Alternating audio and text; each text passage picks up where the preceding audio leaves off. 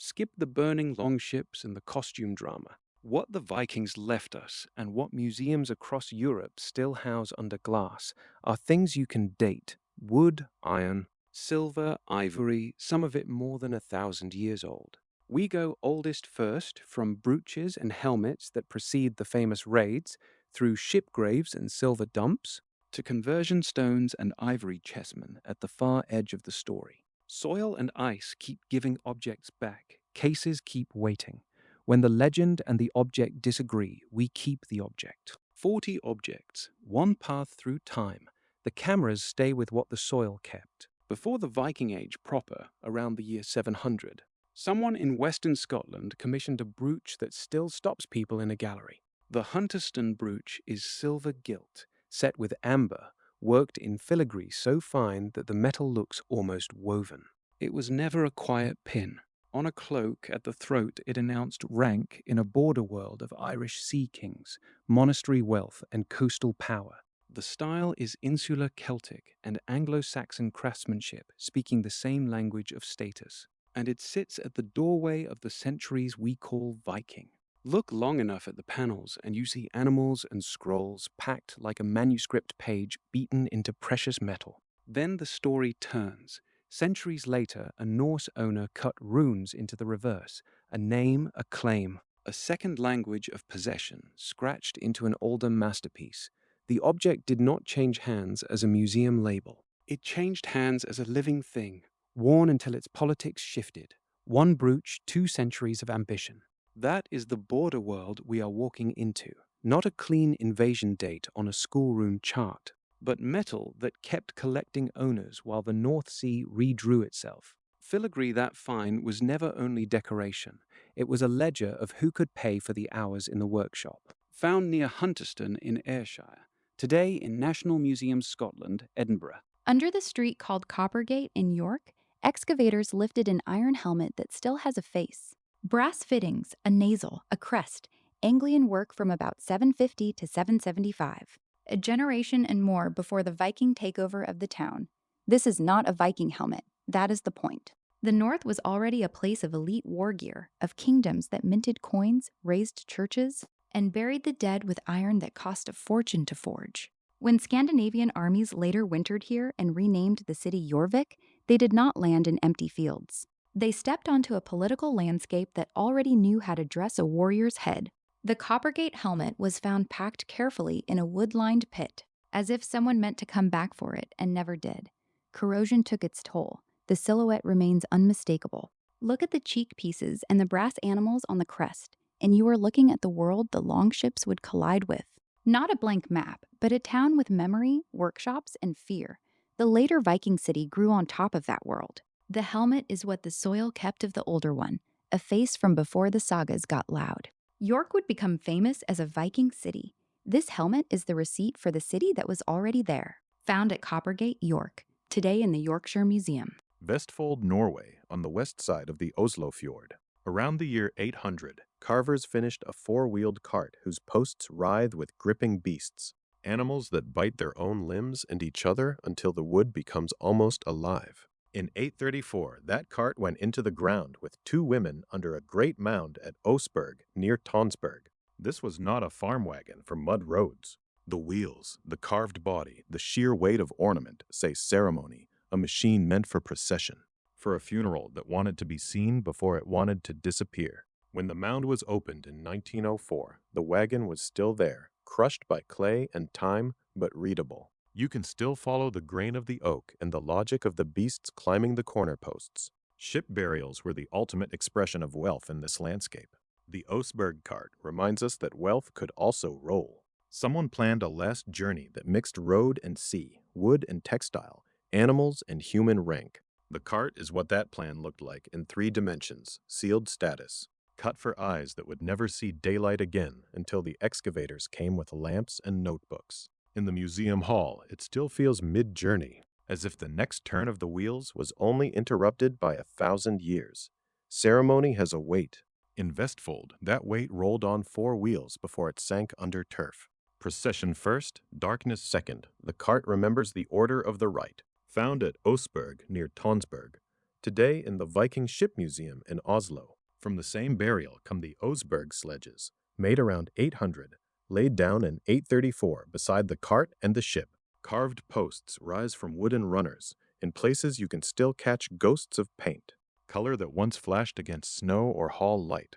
These are parade vehicles, not winter tools left by accident in a shed. A sledge in a queen's mound is a statement about movement, about seasons, about procession over frozen ground, about a journey staged for the living before the mound closed. The runners are practical poetry, timber-shaped to slide, while the uprights shout rank in the same gripping beast language as the cart. Same women, same funeral, different vehicle, where the cart speaks of wheels and summer roads. The sledges speak of a north that measured distance in frost and dark mornings. Stand them next to the wagon in the museum hall, and the burial stops being a single prop. It becomes a convoy, wood-shaped for display, then for darkness, then for us. Proof that even the road to the grave could be furnished like a court. Winter was not an obstacle in this funeral script. It was part of the stage machinery. The Oseberg ship itself was built around 820, buried in 834, and raised again in 1904. The year modern Norway met its most famous wooden ghost, clinker oak, thin strakes overlapping on iron rivets, a prow that still looks ready for water, even after 1,000 years under clay. In the waist of the hull, the builders raised a burial chamber. 2 women went into that dark with textiles, animals, kitchen gear, the cart, the sledges, and carved posts that still snarl. This is grave and artifact at once, not a wreck on a beach, but a ship chosen as architecture for death. The hull is elegant rather than broad, a vessel some scholars read as coastal and ceremonial, less a cargo workhorse than a statement cut in oak. Walk the length of it, and you feel the Viking Age as craft before you feel it as raid. Keel, shear line, the curve that takes a wave, engineering you can still argue about in a seminar, and beauty you cannot argue away. Around the burial, the mound held a world inventory, from buckets to beds. As if a household had been folded into a hull, it remains one of the largest wooden objects the period left us. A ship that sailed into a mound and out again, into electric light. Every later illustration of dragon prows owes a debt to this quiet, enormous fact of oak. Later ages would invent horned helmets and opera Vikings. Oseberg answers them with carpentry, quiet, enormous, and true. Dendrochronology, textiles, animal bones, the mound was a library, and the ship was its binding. 5 animal head posts came out of that mound, carved around 800, buried in 834. Mouths open as if the wood itself were mid-roar. Gripping beasts climb the shafts. Eyes and jaws catch museum light, the way they once caught torchlight in a hall or procession. These were not tourist decoration hung for atmosphere. They were ceremony cut into grain, objects a funeral wanted the dark to look like. Whether they stood beside a bed, rode a cart, or framed a ritual, we can only guess. The intent is plain. The dead were not sent away with plain timber. They were sent with faces. 1,000 years underground compressed the oak and sharpened the silhouette until each head feels like a held breath. Scholars still debate species and meaning. Dragon, horse, something half imagined.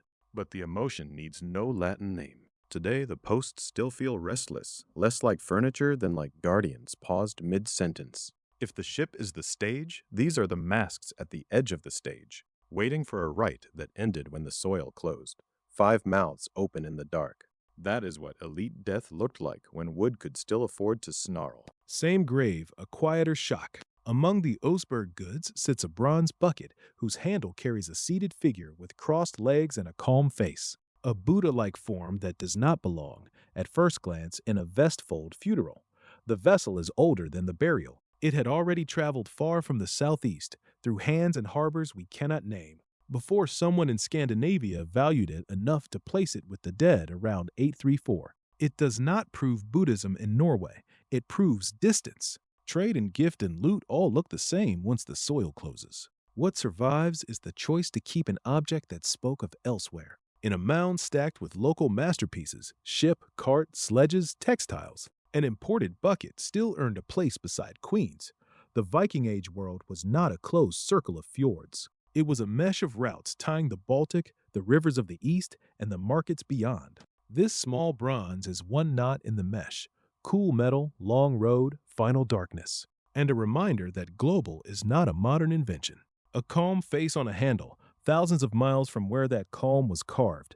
The Viking Age in one small contradiction. Cross the Baltic to Gotland around the year 800. A set of gilt bronze bridle mounts from Broa was cast with such crisp little animals that archaeologists later named a whole early Viking art style after the find. Gripping beasts again, tiny, tight, locked in combat on metal meant to sit on a horse's head. This is wealth you could read at a distance on the road, not a hoard buried in panic, but ornament worn in motion. Flashing whenever the animal turned, Gotland sat on silver roots that tied the east and west of the Viking world. A bridle like this says the island's elite dressed even their horses as public statements. Style here is not a museum category invented after the fact. It is how status traveled, from workshop to tack to eye to imitation. When later craftsmen borrowed the Broa idiom for jewelry and wood, they were borrowing a language already spoken in bronze on a living animal. Look close and the mounts are almost crowded with life. Look from the saddle height of a passerby and they throw gold across a dusty track. That is early Viking Age politics without a word written down. If you want early Viking style without a textbook, start at a horse's brow and read the bronze aloud with your eyes. Found at Broa on Gotland, today in the Swedish History Museum, Stockholm. Still on Gotland, limestone rises in slabs cut during the 700s and 800s, the Stora Hammars picture stones. Ships under sail, warriors in rows, ritual scenes that still argue among scholars, sacrifice, myth, memory, or all three at once. These are public narratives in stone, older than most of the silver dumps we will meet later, planted where a community could walk past and read its own stories without a book. Picture stones are Gotland's billboards for a world that already thought in voyages and violence. The carving is shallow and weathered by Baltic weather, yet the compositions hold hulls, sails, bodies in motion. Ceremonies that refuse a single caption. Before the great Hoards, before the conversion kings, islanders were already staging history in open air. A stone like Stora Hammars' eye is not a private grave marker alone. It is a claim on shared imagination. Stand before it, and the Viking Age does not begin with a raid on a distant monastery. It begins with people who wanted their myths heavy enough to lean against, and bright enough, once painted, to stop a traveler mid-stride. Paint once made these scenes louder. Even faded, they still shout across the island's limestone. From Stora Hammars, Gotland, stones remain on the island in museum and site care. East into mainland Sweden, at Rock in Östergötland. A granite slab was raised in the early 800s and never left its churchyard. The rock runestone carries the longest surviving runic inscription we know, a dense weave of memory, riddles, heroic names, and formulas that still split translators into camps. While the Oseberg burial was still within living memory for some, someone here cut a text that refused to be short. A stone that would not travel is still an artifact of power. It holds a family's grief or boast in a medium harder than rumor, harder than a skald's evening performance. Scholars have read kings, myths, and even climate anxiety into its lines. The safe fact is simpler and stranger. Early Viking Age Sweden already trusted stone with a novel's worth of speech. Rain has worn the faces, the runes remain, wrapping sides that force you to walk around the monument as if reading were a ritual circuit. If picture stones are images you walk past, rock is a voice you cannot turn off. Granite talking across 12 centuries in the same yard, still asking questions we answer differently every decade. Length was the point. Whoever raised rock wanted memory to take an afternoon, not a glance. Still at Rock in Östergötland, find sight and home are the same place. Back on the Oslofjord's eastern shore in Ostfold, the township was buried around the year 900 and dug out in the 1860s, earlier in the museum story than Oseberg. Less complete, still a real clinker hull. The excavation was of its time, more salvage than modern stratigraphy, enough to save the bones of a ship that would otherwise have vanished into farm soil and frost heave. What survives in Oslo today is fragmentary and honest. Ribs, planking, the logic of a vessel built for water and then for a mound. Vestfold and Ostfold were a ship cemetery long before the tourist photographs. Tun, Gokstad, Oseberg, 3 great finds, 1 hall, 3 different arguments about rank and craft. Tun is the quiet sibling, easy to skip between celebrities. Skip it and you miss the point that elite ship burial was a regional habit, not a single miracle mound staged for later postcards. The fjord kept repeating itself in oak and iron nails. Even a partial hull teaches the same lesson as a perfect one. Someone thought a ship was the right roof for a grave, and the clay agreed long enough for us to inherit the argument. Incomplete is not unimportant. Tun is the fjord repeating its favorite sentence in a quieter voice. Found at Tun, today beside Oseberg and Gokstad in Oslo. A generation after Oseberg, another Vestfold mound opened into legend. The Gokstad ship was built around 890, buried soon after with a high-ranking man, and excavated in 1880 by diggers who still worked closer to treasure hunt than textbook method, and still saved a masterpiece. Broader in the beam than Oseberg, built to sail, its oak still shows rivets you can count like a rosary of iron. This hull feels like work at sea, a ship that could take wind and waves, not only procession around a burial green. In the mound went horses, dogs, beds, small boats, and a kit for a voyage that was never meant to return. Ship burial was the ultimate expression of wealth. Gokstad makes that wealth look practical and lethal at once. Later replica voyages proved what the eye already suspects. The lines are seaworthy, the proportions eager for open water. Compared with Oseberg's carved ceremony, Gokstad speaks in planks and nails. Stand between them in the museum, and you see 2 answers to the same question: how a northern elite wanted to enter the dark.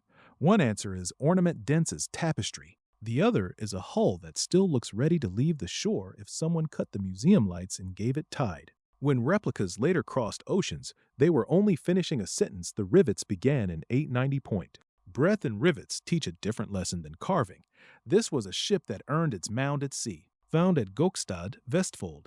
Today it shares the Oslo Museum Hall with Oseberg. At Hedeby, Hearken to some maps, the great emporium sat on the neck of Jutland, where North Sea and Baltic trade could almost shake hands. In the 800s and 900s, the town struck and handled silver, coins, fragments, pieces cut to weight on balances that never appear in heroic verse.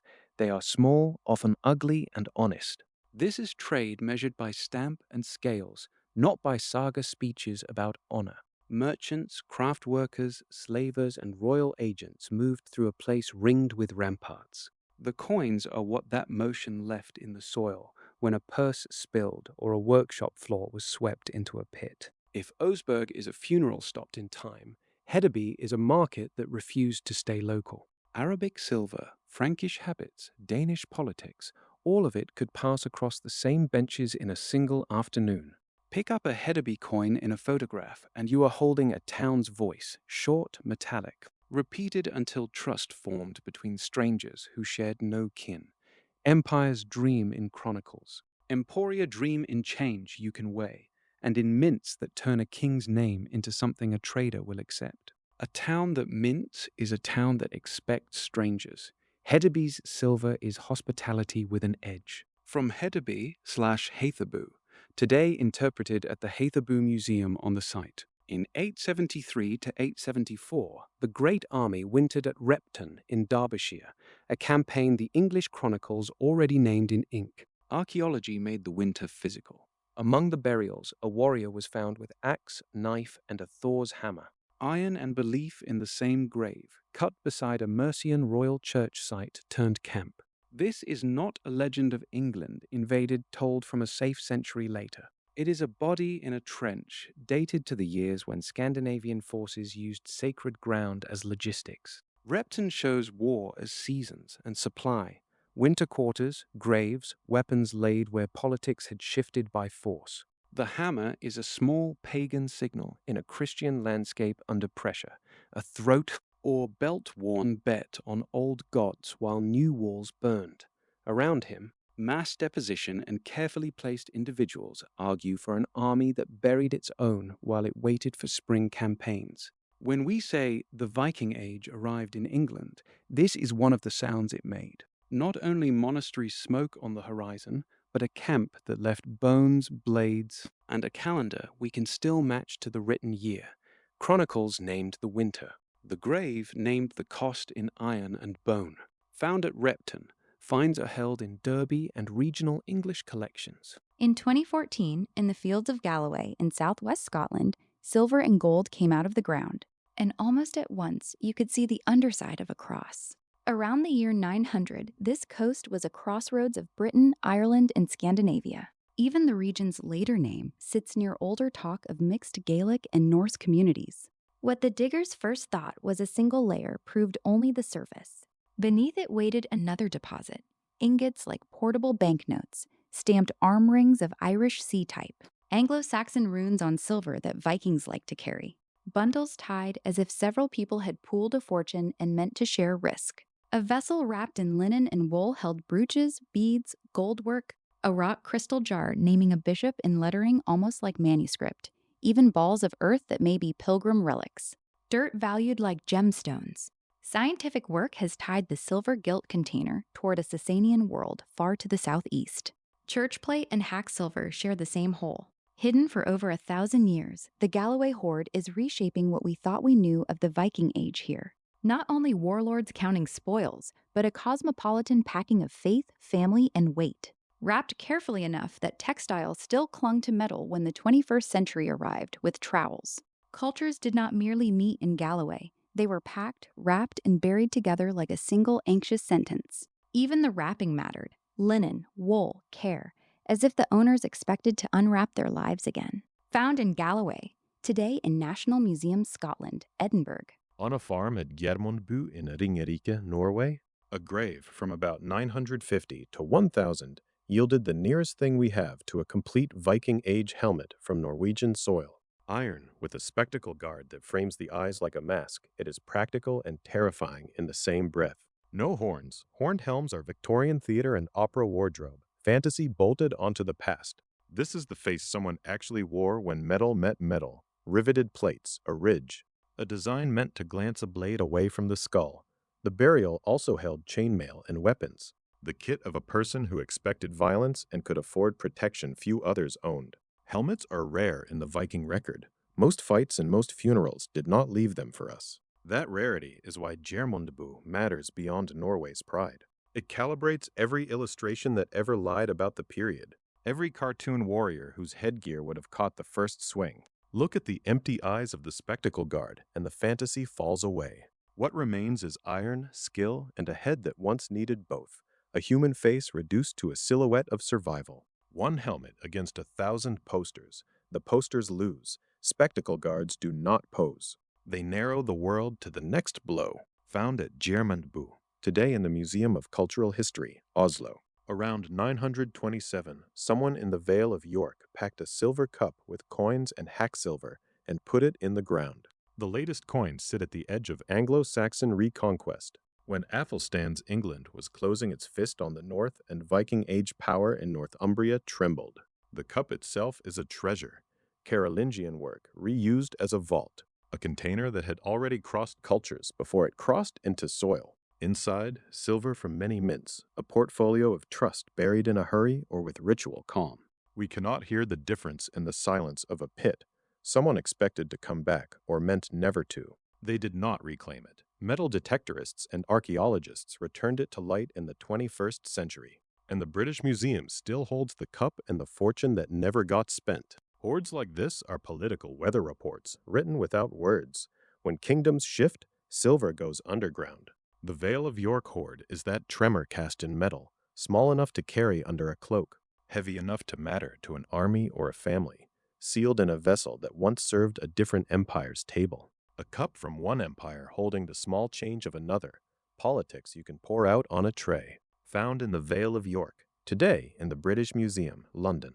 Viking swords are among the most iconic things they left behind, formidable in battle, and often finished with geometric inlay in silver, copper, or gold that would be hard to produce even in a modern shop. Across the 9th to 11th centuries, some blades carry the letters plus VLF BERHT plus, not one magic sword, but a name travelers trusted from rivers to graves. It may mark a workshop tradition with Frankish roots, a quality brand, or a word of power, Bright Wolf, if you hear the old roots that way. About 170 of these exceptional blades are known across Northern Europe. Some are excellent steel that still keeps a surprising edge under analysis. Some only borrowed the reputation, counterfeits riding a brand the way knockoffs ride logos now. That split matters. It means the Viking Age already knew luxury markets, envy, and fraud. Read the letters before you believe the legend. The saga gods had spears that never missed and hammers that made thunder. The soil gives us iron, stamped with a name people paid for, and a reminder that the best stories about swords are sometimes the metallurgy and the marketing. Brand and blade, reputation and steel, the Viking Age already knew that names could cut as hard as edges. The type ranges across northern Europe. Museum collections still hold the stamped blades. Oval tortoise brooches, also called oval brooches, were everyday elite dress metal in the 9th and 10th centuries. Worn in pairs on the straps of a woman's apron dress, cast and often gilded, they flashed at the chest until pins broke and graves took them home. The shells are domed, ornamented with gripping beasts or geometric fields. Mass-produced in the sense that many workshops knew the type. Unique in the sense that each pair still sat on one breathing body. They turn up wherever Scandinavians settled and buried their dead. Birka, the Danelaw, the islands, the colonies across the sea. If the helmet is a fight, these are a Tuesday status you put on before leaving the house. Identity you could read across a room without a word. Fashion is easy to mock until you remember it travels farther than most kings and outlasts most speeches. Follow tortoise brooches on a map and you follow women, families, and the quiet half of the Viking Age the chronicles skipped while they counted burned monasteries. Bronze and gilt, the ordinary extraordinary. Pair them, pin them, walk into the day. That is how a culture wore itself into the archaeological record. Common in Birka-type graves, many now sit in the Swedish History Museum, Stockholm. In the Irish Midlands, a crannog, a lake dwelling built on timber and reed, at Ballinderry gave up a Viking Age sword. The blade is ordinary in the best sense, not a named legend from a river finder's dream, but proof of how normal Norse iron had become far from the Norwegian fjords. Dublin's hinterland in the 9th and 10th centuries was a war market and a settlement zone, a place where Scandinavian, Irish, and hybrid elites traded blows, hostages, and goods. A sword in a crannog can mean raid, ransom, marriage alliance, or a household that simply armed itself in the style of the day. The edge does not confess, the wet context does. Ireland's Viking Age is not only Longford and city walls along the Liffey, it is weapons that moved inland into damp timber platforms where kings and farmers watched the same water. Ballinderry's sword is that inland story. Cold iron from a world that had already stopped being foreign and started being local, rusted into the archaeology of a lake. Lakes remember differently than mounds. Ballinderry's water kept a Norse edge in an Irish sentence. Found at Ballinderry, today in the National Museum of Ireland, Dublin. The sagas give Odin a spear that finds its mark and Thor a hammer that makes thunder. In the soil, the 10th century leaves something quieter, tiny Thor's hammers in silver or iron, hung at the throat on rings and chains. Some are crude blanks, some finely punched with stamps and faces. All are small enough to hide under cloth or to show on purpose when a market crowd needed to know who you were. They appear in the same centuries when Christian crosses begin to show up in the same layers and on the same trade routes. Belief you could carry, or a hedge against a new faith. Either way, the argument happened at the throat. Amulets are not theology textbooks. They are bets people wore to sleep and to seethe. In markets from Scania to the Danelaw, a hammer pendant said belonging as clearly as a brooch said wealth. Look at enough of them, and the end of the pagan North stops looking like a single royal decree. It looks like thousands of private choices in metal, each one a small Mjolnir against an age that was learning a different sign of the cross. Thunder in the stories, a few grams of silver at the throat in the soil.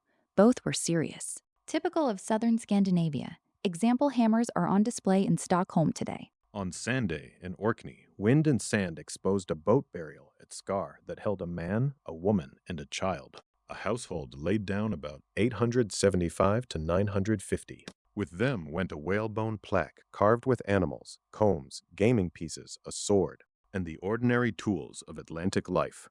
This is not a king under a vestfold mound with a cart for a procession. It is an Atlantic Norse family in a boat for a grave, far from the first Scandinavian harbors, yet fully inside the culture's grammar of death. Orkney sat on sea roads that tied Norway, Scotland, and Ireland. Scar shows those roads had bedrooms and children, not only cruise and raiding seasons. The whalebone plaque is a masterpiece of portable art, bone from the deep, ornament for the home of the dead, equal to anything in a royal ship grave for skill, if not for scale. Family history written without a chronicle. When we talk about Norse settlement in the islands, this is the scale that makes the map human. 3 bodies, 1 boat, a kit for the next world, and a shoreline that still tries to take the story back with every storm. Empire is a loud word. Scar is quieter. A family, a boat, an island wind that still arrives on schedule. Found at Scar on Sunday. Today in the Orkney Museum, Kirkwall.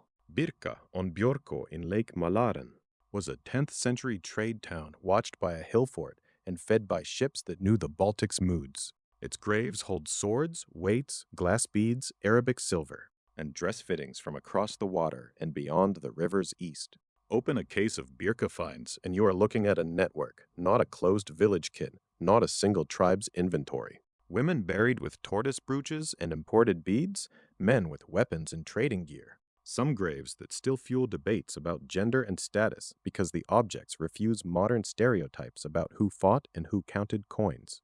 Birka dies as Sigtuna rises. The town's life was shorter than its fame in textbooks. The objects outlive the jetties and the town plots. Weights and scales say commerce. Swords say the commerce needed guarding. Foreign beads say desire traveled farther than law.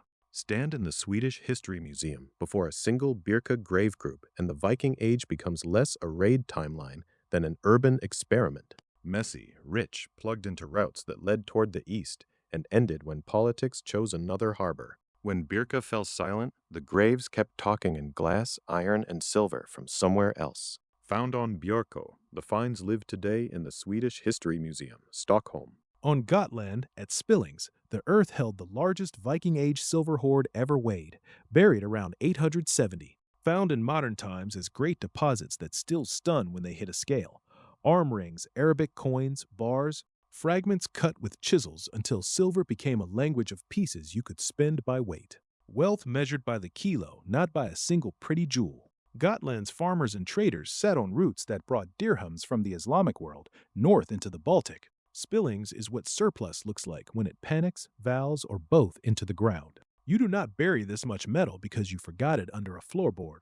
You bury it because the island's politics of payment had grown heavier than pockets and purses. When we say the Baltic was a silver sea, this is the weight behind the sentence. Coins from far caliphates lie beside local rings. The hoard collapses geography into one pit and dares you to call the Viking Age only Western. In Visby today, the mass of it still reads as power, not elegant like a brooch, but blunt as a ledger that could fund ships, bribes, weddings, and wars. Call it treasure if you like. On the scale, it is closer to a treasury department poured into a hole. Dirhams from distant mints, rings from local hands. Gotland fortune as an atlas melted into silver. Found at Spillings, today in the Gotland Museum in Visby. Around 905, beside the River Ribble in Lancashire, the Cuerdale hoard went into the ground. Coins, ingots, hack silver enough for an army's payroll. It is one of the largest Viking silver dumps in the West. Found in 1840 by workers who suddenly held a kingdom's small change in their hands and watched the finds scatter into collections before archaeology had modern rules. The coins point to a moment after Dublin's Vikings were expelled and northern politics were violent and mobile. The Ribble was a corridor between Irish sea power and York's ambitions, not a backwater. Someone packed portable wealth for travel and never claimed it. Hack silver shows the economy of cut and weigh. Whole coins show ties to English and continental mints. Together they are a war chest or a refugee fortune. Archaeology can weigh it. It cannot interview the carriers. Most of what the riverbank gave up still sits in London. Stand before the trays of fragments and the romance of dragon prows fades into accounting. Viking power in England was not only battles named in chronicles. It was silver that could move at dawn, vanish by night, and wait 1,000 years for a shovel. Payroll for a lost campaign or savings for a flight that failed. Either way, the Ribble kept the secret. An army can vanish. Its silver, once buried, becomes the only muster roll that still answers. Found at Cuerdale. Most of it is in the British Museum in London. The Sodorala weather vane is gilded bronze from the 11th century, a thin, fierce ship ornament meant to catch wind on a roof or mast and throw light back at the ground. Animals and tendrils fill the plate. Gold once answered sunlight whenever the weather turned. Status that moved with the breeze, then survived as a church treasure when sacred roofs inherited the language of ships. These vanes are rare. Each one is a small argument that elite display did not stop at the shoreline or die with the last raid. When you see a dragon on a later Stavechurch ridge, this is the older cousin. Viking Age metal teaching Christian timber how to cut the air. Wind was free, gilding was not. Together they made a signal you could read from the road below without hearing a single name. In Stockholm, the vane still looks ready to swing, as if the next gust might finish a sentence begun on a mast. A roof that wears a ship is a roof that remembers the sea even after the parish takes over the wind. From Söderala in Hälsingland, today in the Swedish History Museum, Stockholm. In northern England and southern Scotland, 10th century hogback stones lie in churchyards like stone houses on graves. Long bowed backs, often with beasts at the ends, roofs suggested in shallow carving. They mark Norse settlers claiming the dead in a new landscape of rain, sheep, and borrowed saints. Awkward, heavy, local. Not portable wealth, belonging cut into sandstone that will not float. Govan's collection is among the densest. Others punctuate Cumbria and the Yorkshire edges of Danelaw memory. A hogback is architecture scaled to a body, the house of the dead in a land where the living had crossed an ocean or a political border and meant to stay. They do not travel well in photographs. They want damp grass, lichen, and a church wall for company. If silver hoards are panic and power, hogbacks are roots. The Viking Age ends partly when people stop shipping their dead in boats and start roofing them in stone that answers the parish. Not the tide, settlers becoming neighbors, one grave at a time. House-shaped graves say we live here now. Sandstone can be a citizenship paper. Type zone around Govan and northern England. Many remain in local church collections. In 1868, a farmer digging in a mound at Mammen in Jutland opened a chamber where a man had been laid on cushions, in purple and red silk, with an axe that still defines a style. The Mammen axe was made around 970, iron with silver inlay, ceremonial more than a woodcutter's tool. One face shows a tree that readers split between Wagdadrazel and the Christian tree of life. The other, a bird that might crow for Ragnarok or rise like a phoenix. That ambiguity is the point. Harald Bluetooth's Denmark was converting. Courtly graves could speak two languages in one object without choosing aloud.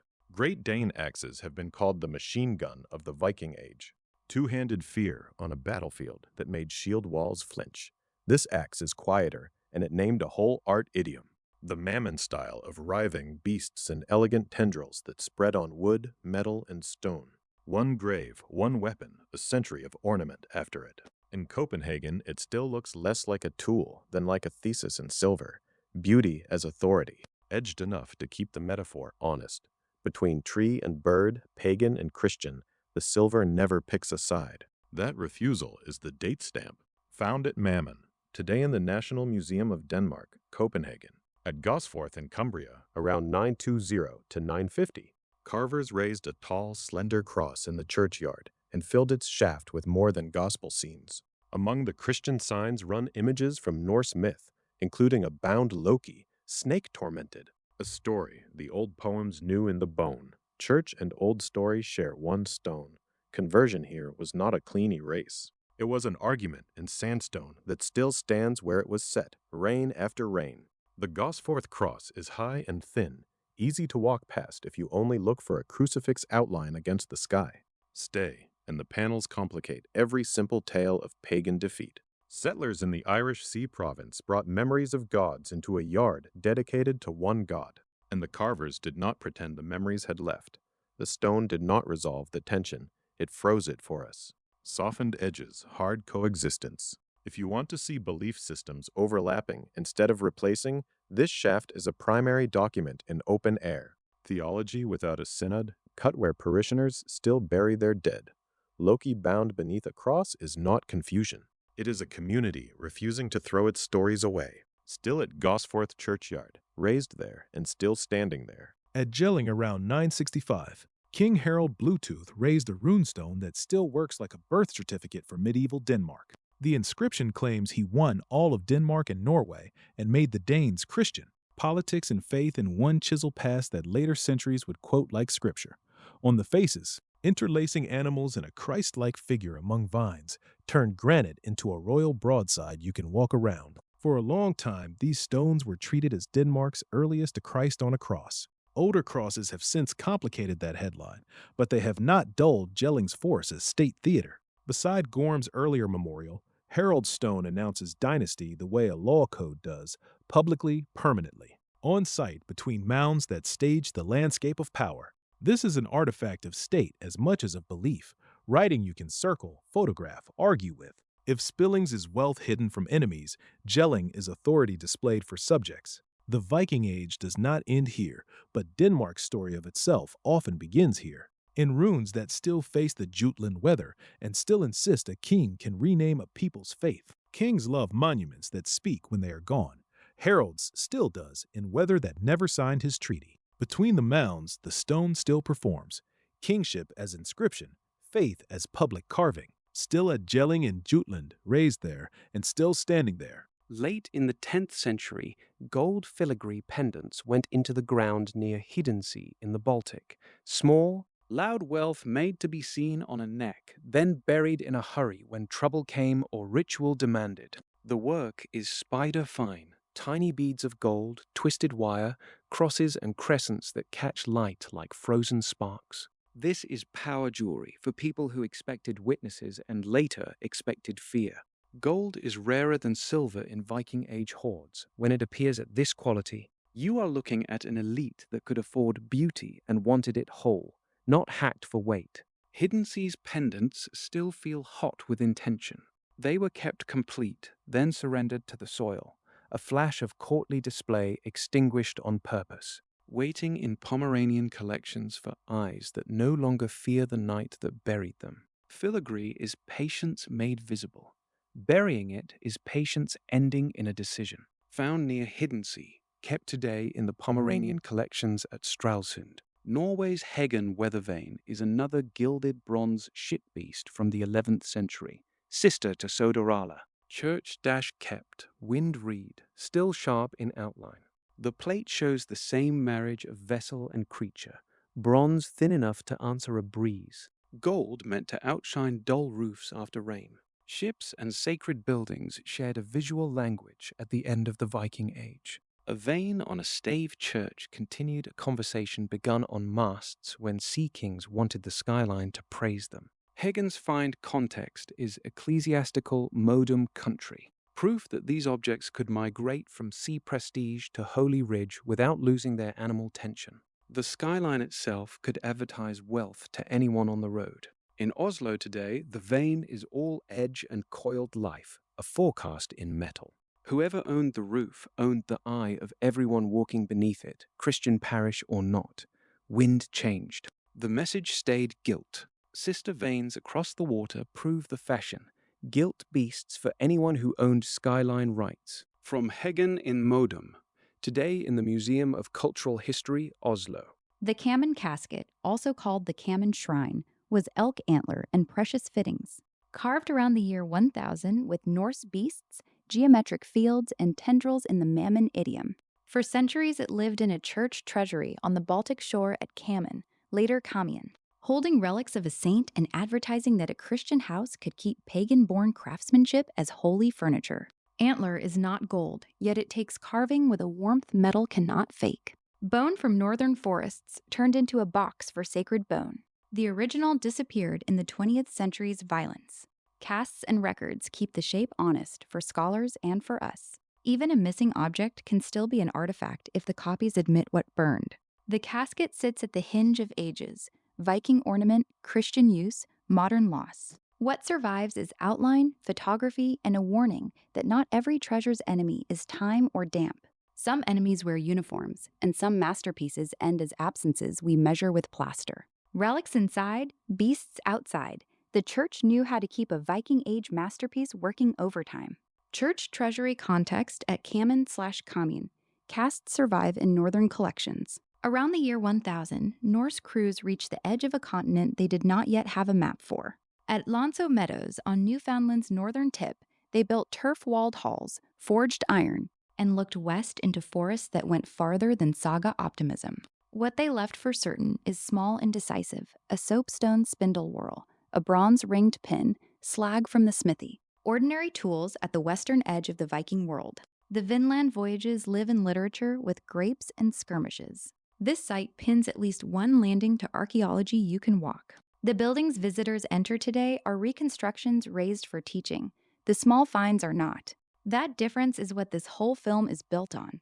A spindle whorl says textile work, and likely women crossed the North Atlantic. A pin says dress codes traveled with bodies. Slag says they intended to stay long enough to mend tools, not only to beach and boast. Beyond this bay, the continent continued.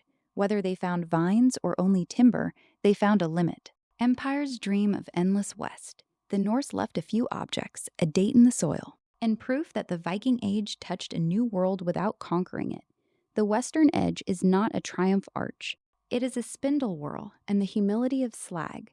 Beyond Newfoundland, the maps go quiet. The finds do not need to shout to end the argument. Found at Lonso Meadows, the site museum still interprets them on the ground. Late Viking Age, around 1030, a grave at Longade in Setesdal yielded a sword whose hilt still argues with the century.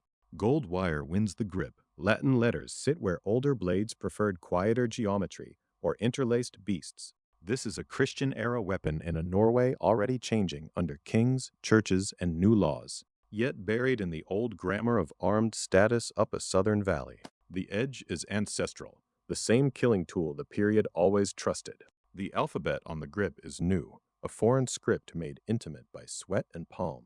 Someone wanted both, the authority of Latin and the authority of iron, in one burial far from the first raid beaches. The Longid sword is conversion you can hold, not a sermon in a stone church. A hybrid object that refused to choose between worlds. In Oslo, it looks ceremonial and lethal at once, a reminder that faith arrived with fashion, literacy, and weapons. Not only with runestones announcing that a people had been made Christian. Latin on a killing tool is the 11th century in one grip. Old violence, new letters. Found at Longide, today in the Museum of Cultural History, Oslo. The Cooley Stone from around 1034 carries runes that do something historians beg for and rarely get. They tie Christianity in Norway to a named king's reign. A date stamp rarer than poetry and more useful than most boasts, found in the Smola area and kept today in Trondheim. The inscription has been read as marking 12 winters since Christianity came to Norway under Olaf, a synchronization of faith and royal time cut into stone for a local audience. Chronicles can exaggerate, runes can flatter. When they lean toward the same story, the noise drops and the timeline steadies. The Cooley Stone is not as famous as gelling, and it does not need to be. It is a regional instrument of memory from the century when the Viking Age was becoming medieval Norway. When baptismal years began to compete with raid years and how people counted their lives. Old letters, new calendar. A people learning to measure winters from a conversion as well as from a harvest or a voyage. 12 winters since Christianity. A sentence short enough to chisel and long enough to reorganize a kingdom's clock. Found near Cooley on Smola, today in the University Museum in Trondheim. Far north on Frozon in Jamland, a late 11th century runestone still faces the weather with a conversion claim that a man made the land Christian, naming agents and acts in the old alphabet for a landscape of mountains, forests, and long winters. This is not Denmark's royal broadcasting stone at Jelling. It is a northern declaration, raised where Sweden's medieval frontier met older travel routes and older gods. The Viking Age does not end with a single battle or a single baptismal feast. It ends with stones like this, old letters teaching a new faith, farms reorganized around churches, the sea roads quieter than the law codes taking shape inland. Frozen stone keeps the argument outdoor and local, where snow and sun take turns polishing the runes. Stand there, and the chronological fiction of a clean year 1000 ending dissolves. People kept carving belonging into granite until the age had already become something else. And the stone still insists the change was worth naming in public. Far from the famous beaches, conversion still needed a public stone. The North did not convert in silence. Still unfrozen, find site and home are the same place. Later still, in the 12th century, walrus ivory came out of the Arctic trade and into a workshop that knew Norse faces and church vestments alike. The Lewis chessmen, found in the early 1800s on the Isle of Lewis in the Outer Hebrides, are bishops with croziers, queens with anxious hands to their cheeks, kings heavy on thrones, warders biting their shields like berserkers who refused to leave the board. Most pieces now sit in London. A few remain in Edinburgh, a split that still argues about belonging. They are later than the classic Viking centuries, and that is why they close our sequence. The Norse Atlantic did not vanish when the raids slowed. It kept carving, trading ivory, playing a game that trains war and court in miniature. Each figure is a character study in knife cuts, staring eyes, patterned robes, shield biters locked mid-fury. Comedy and menace in the same pale bone. The sea kings who might have played are gone. The pieces outlived them. On a museum board, they still look ready for a move that never comes. The Viking world's last grin, carved after the age had already changed its name. Shield biters in ivory are the last joke of a sea culture that had already taught Europe to fear and to trade. Walrus ivory is Arctic wealth carved into courtly leisure, the North playing itself on a table. Found on Lewis in the Outer Hebrides, most pieces are in the British Museum in London. Oldest first. Each object is a dated fact you can still stand in front of in Oslo, Stockholm, Copenhagen, York, Edinburgh, London, or the churchyard where it never left. From hoards that slept 1,000 years in Galloway fields to blades that still look hard to make today. From a spindle whorl at the edge of Newfoundland to gold that once caught Baltic light, the cases are not empty. Ice patches keep melting stories out of the mountains. Plows and diggers keep interrupting sleep. The things are still here, more weights in the soil and in the glass for the next careful hand. We began with what museums keep. We end with what the ground has not finished giving.